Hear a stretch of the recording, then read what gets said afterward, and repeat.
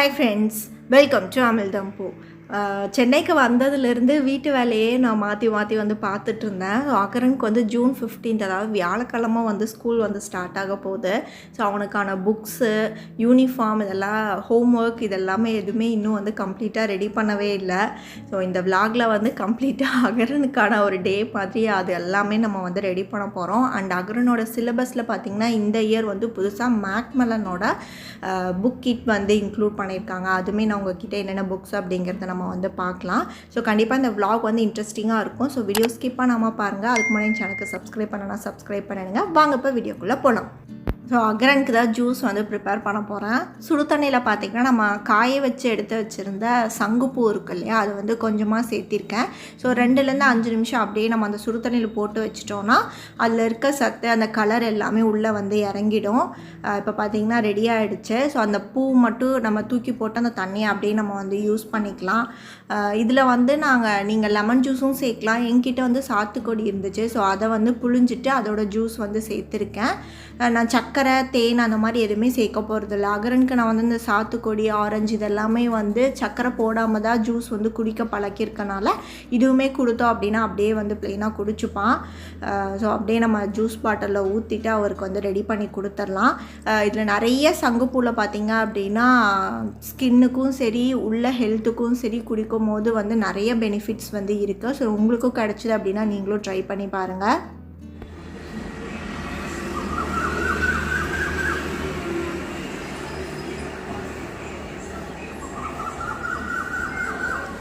நல்லா இருக்கா?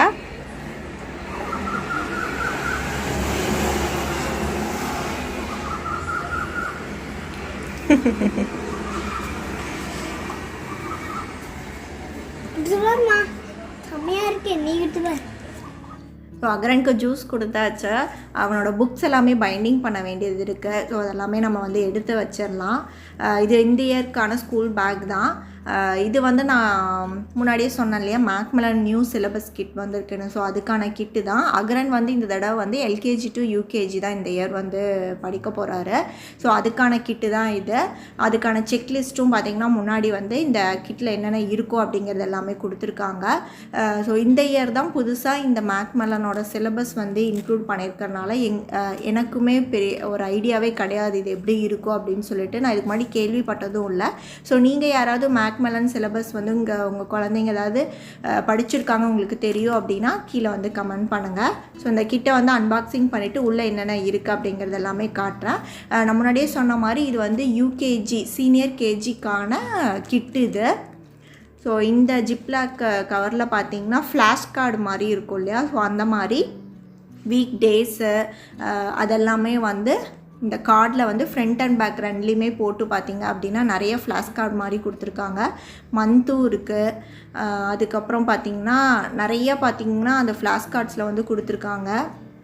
நம்ம அந்த A for ஆப்பிள் அந்த மாதிரி, அதுக்கப்புறம் general awareness, GK, sight words, நார்மலாக ஒரு இமேஜ் போட்டு அதுக்கான வேர்டு, ஸோ அந்த மாதிரி நிறைய ஃப்ளாஷ் கார்டில் பார்த்திங்க அப்படின்னா டிஃப்ரெண்ட்டாக நிறைய கொடுத்துருக்காங்க கார்டில்.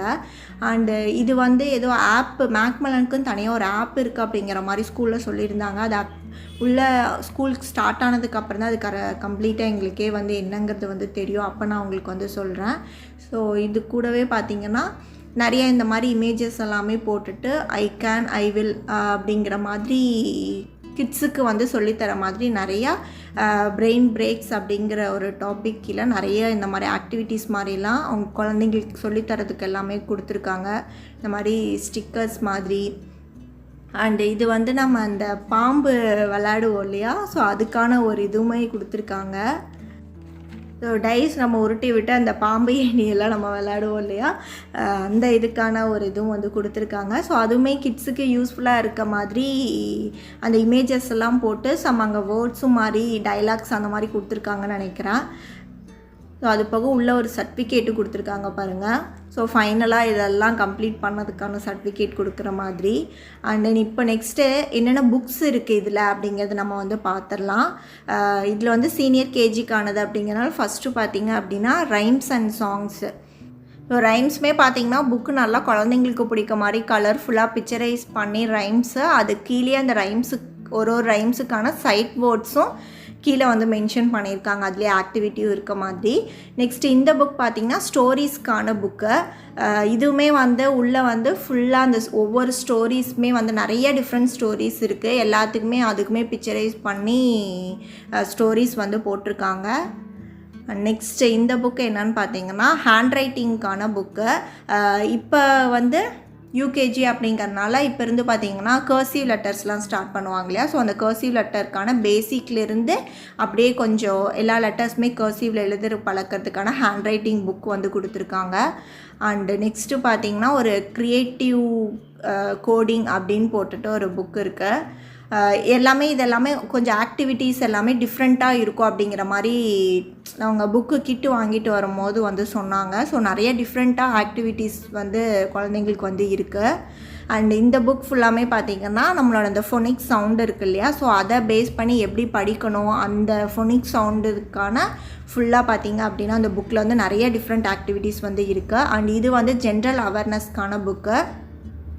ஸோ அந்த மேக்மல்லன் எஜுகேஷனோட சர்டிஃபிகேட் இதெல்லாமே பார்த்திங்கன்னா இந்த இடத்துல ஃப்ரண்ட் பேஜில் வந்து போட்டிருக்காங்க.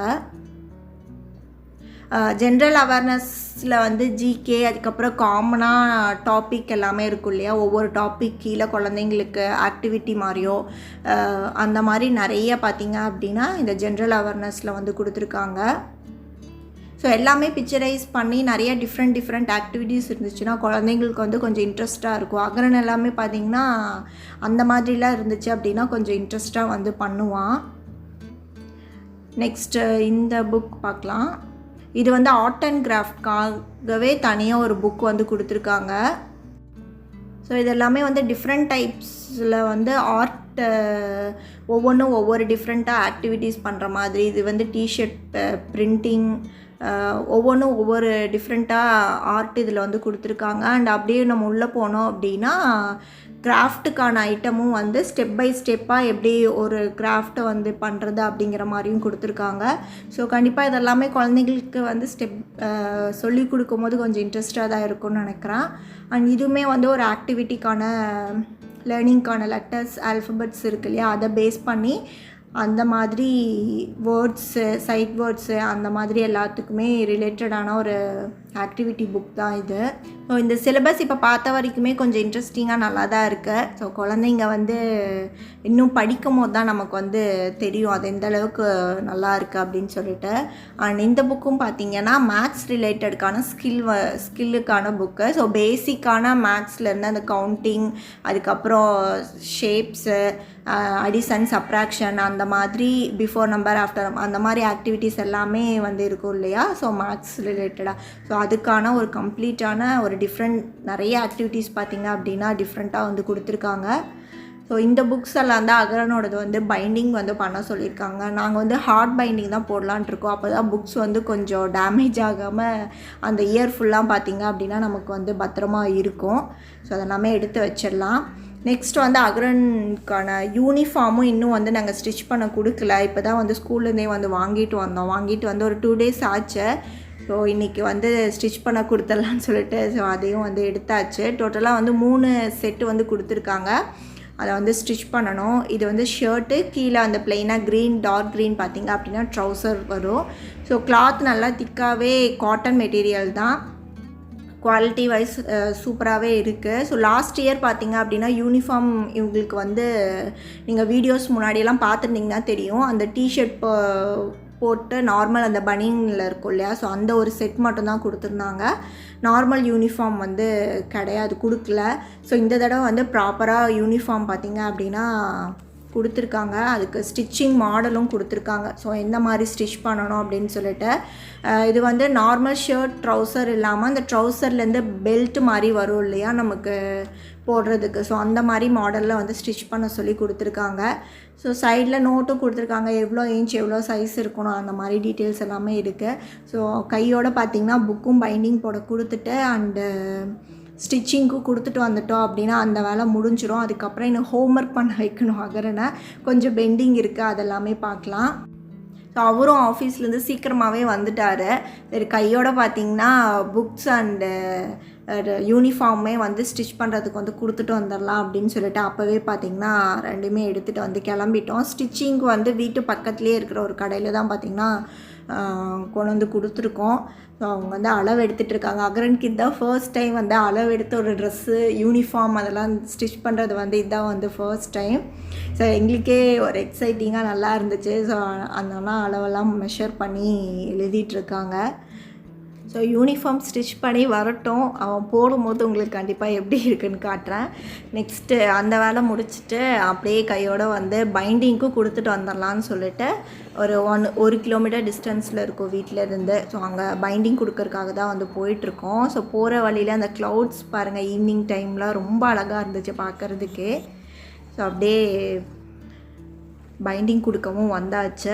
இது வந்து விஜயா ப்ரெஸ் அப்படின்னு சொல்லிட்டு ரொம்ப பழைய அந்த காலத்திலேருந்து வச்சுருப்பாங்க இல்லையா. ஸோ அந்த இடம் அது ஒரு தாத்தா தான் இருப்பார். ஸோ லாஸ்ட் இயரும் அகரனோட புக்ஸ் வந்து இங்கே தான் பைண்டிங் பண்ண வந்து கொடுத்துருந்தோம்.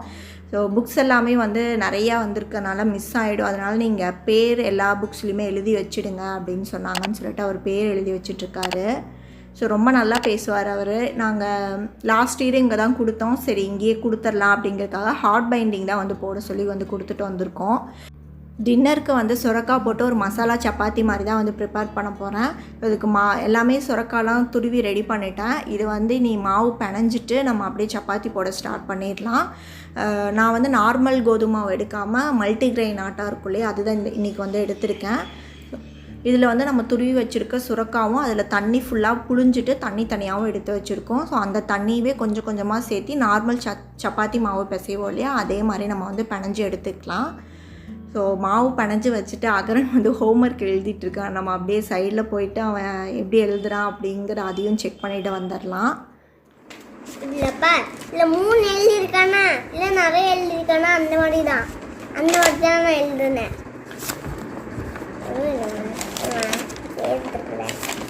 என்னம்மா நீ இப்படி பண்ணுறீங்களேம்மா, என்னம்மா நீ இப்படி பண்ணுறீங்களேம்மா, என்னம்மா நீங்கள் இப்படி பண்ணுறீங்க நிறையா கொஞ்சம் இங்கே எழுத வேண்டியதானே.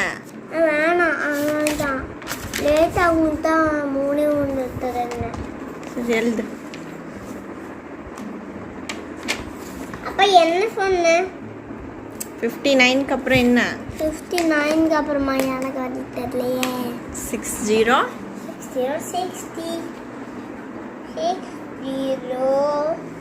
60 நான் உடஞ்சு போயிருமா? 60 61 61 61 61 61 61 62 62 63 63 64 64. Very good. சீக்கிரம் எழுதிடு. 100 வரைக்கும். 100 வரைக்கும்லாம் இல்லை, 3 வரைக்கும் தான். லேட் ஆயிடும். வண்டி உடஞ்சி போயிடும். ஸோ அகரன் ஹோம்ஒர்க்கும் இன்னும் கொஞ்சம் நேரத்தில் வந்து முடிச்சிடுவான். இப்போ நம்ம வந்து சப்பாத்தி வந்து போட்டுடலாம். சுரக்காய் சப்பாத்திக்கு மாவு பிணைஞ்சதுக்கப்புறமா ரொம்ப நேரம் ஊரெல்லாம் வைக்கக்கூடாது. டக்குன்னு அப்போவே சப்பாத்தி போட ஸ்டார்ட் பண்ணிடணும். எப்பவும் போல் நம்ம சப்பாத்திக்கு திரட்டுவோம் இல்லையா, அதே மாதிரி நல்லா தின்னா பார்த்திங்க அப்படின்னா சப்பாத்தி நல்லா தேய்ச்சி எடுத்துகிட்டு தவாலை போட்டு நம்ம குக் பண்ணி வந்து எடுத்துக்கலாம். நல்லா தின்னாவே தேய்ச்சிக்கோங்க, அப்போ தான் வந்து ஈஸியாக வந்து குக் ஆகும். நல்லா சாஃப்டாகவும் சாப்பிட்றதுக்குமே வந்து நல்லாயிருக்கும். ஸோ இப்போ தவாலை வந்து போட்டுடலாம். ஃப்ளேம் வந்து ஹையில் தான் வச்சுருக்கேன். நீங்கள் டேரக்ட் ஃப்ளேமில் வந்து சப்பாத்தி குக் பண்ணி சாப்பிடுவீங்கன்னா நீங்கள் அந்த மாதிரி கூட குக் பண்ணலாம். நான் ஒரு சைடு தவாலையும் ஒரு சைடு சப்பாத்தியை வந்து டேரக்ட் ஃப்ளேம்லேயும் குக் பண்ணி எடுத்திருக்கேன். ஹாட் பேக்கில் ஸ்டோர் பண்ணி வச்சிட்டோன்னா நல்லா சூடாக சாஃப்டாகவே இருக்கும் சப்பாத்தி. இதுக்கு வந்து தயிர் ஊறுகாய் வச்சா அகரன் அவங்க எல்லாருமே சாப்பிட்டாங்க. நான் கொஞ்சம் ஸ்பைஸியாக வேணும் அப்படின்னு சொல்லிட்டு கீழே கடையில் பார்த்தீங்கன்னா 25 ருபீஸ்க்கு அந்த கப்பில் வந்து வடக்கறி வந்து தனியாக வந்து தருவாங்க. ஸோ அது வந்து வாங்கிட்டு வர சொல்லி அது வந்து சப்பாத்தி கூட வச்சு சாப்பிட்டேன், நல்லா இருந்துச்சு. ஸோ டின்னர் வந்து அவ்வளோதான், சூப்பராக வந்து முடிஞ்சுது. ஸோ எல்லா ஒர்க்குமே முடிஞ்சிருச்சு ஆல்மோஸ்ட். ஸோ கண்டிப்பாக இந்த வீடியோ எங்க கூட சேர்ந்து நீங்களும் என்ஜாய் பண்ணியிருப்பீங்க. அண்ட் ஏதாவது ஒரு விஷயம் கண்டிப்பாக உங்களுக்கு யூஸ்ஃபுல்லாக இருந்திருக்கும்னு நினைக்கிறேன். அண்ட் இந்த வீடியோ பிடிச்சிருந்துச்சு அப்படின்னா லைக் பண்ணுங்கள், ஷேர் பண்ணுங்கள். அண்ட் எப்படி இருக்குன்னு சொல்லிட்டு கீழே மறக்காமல் கமெண்ட் பண்ணுங்கள். அண்ட் சேனலுக்கும் சப்ஸ்கிரைப் பண்ணணும், சப்ஸ்கிரைப் பண்ணிடுங்க. தேங்க்ஸ் ஃபார் வாட்சிங்.